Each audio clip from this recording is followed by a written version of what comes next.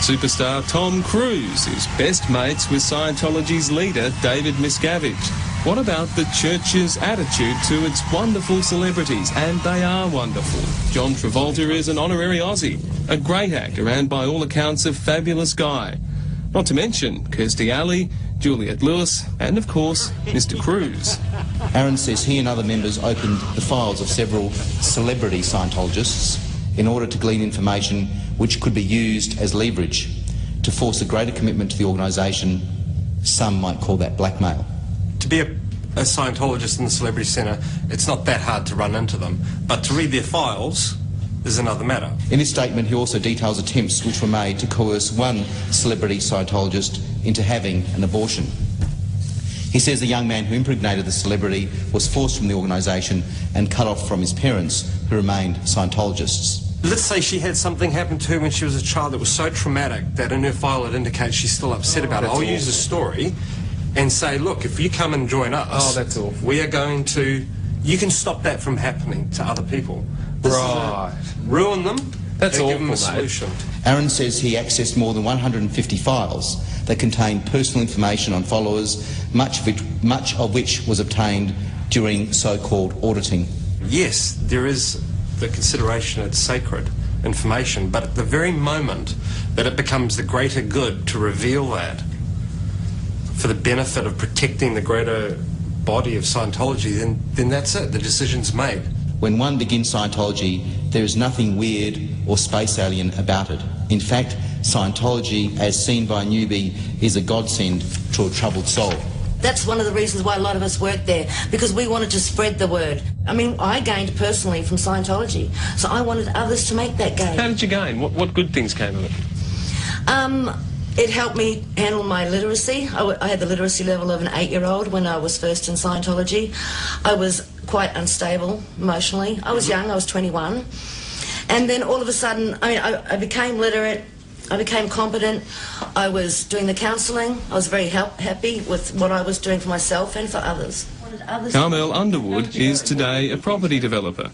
She got out in June last year with her husband Tim after 28 years inside. She says that while she was working for the organisation in Sydney, she fell pregnant and was put under extreme pressure to have an abortion. What goes through your mind when that's put to you? I thought it was disgusting, shocking. Did you do it? No, I didn't. Why not? Because I wanted to have the baby. I wasn't going to be forced, I wasn't going to be coerced into having an abortion. Carmel says she also witnessed a young girl who had been molested by her father being coached as to what she should say to investigating authorities in order to keep the crimes secret. Carmel's husband Tim supports his wife's story and says the couple suffered serious financial hardship because of their involvement in the organisation. With that financial hardship comes the promises paid for, yet not delivered. Do you all understand that now? Yes. You're not going to travel through time. You're not going to return from an implant station in 18 years to continue your 1 billion multiple life track. You know, that's not real. That's all made up. 46-year-old Kevin Mackey is a furniture maker turned grazier who spent 26 years inside Scientology before, in his words, escaping last year.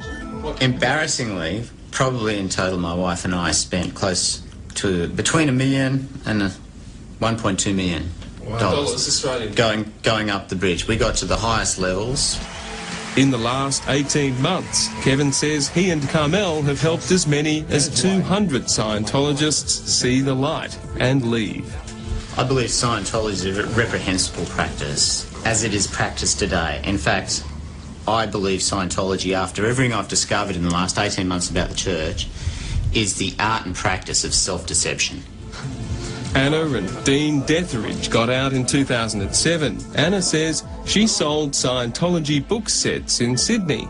Packages of books and lectures for $4,000. Yep, $16,000 a day was pretty much my target when I was the bookstore officer. In four books and packages. Four packages personally on my own. I had to sell that. Public. The technology that it most has embraced is the technology of public relations, and it uses that extensively on its parishioners to create the environment where you will give long hours and a lot of money. And That's correct. That's their technology. They may have embraced no other subject as well as that one. We may or may not be super beings yet. The flaws in many of Scientology's claims are obvious, like the one that it connects you directly with your past lives, going back thousands of years. But here's the irony of it all. Out of all these thousands of people that can do a recall, not one single one of them can recall one foreign language. Even L. Ron Hubbard himself spoke about being on planets and all sorts of stuff, right? There's endless garbage of it, and he couldn't recall one piece of technology. We approached Scientology for an interview, as they have on more than 20 occasions over the past 2 years. They refused. You can see their written response on our website, a response that fails to address any of the claims you've just heard. In it, they say all these people are disgruntled liars, exactly what they say about any ex-Scientologist who is critical. They imply they may have been paid. They have not. And they add that Senator Xenophon appears to have been pressured to make his speech. I say to all Australians, as you fill in your tax return next July or August, ask yourself, how do you feel knowing that you're paying tax, yet this criminal organisation is not?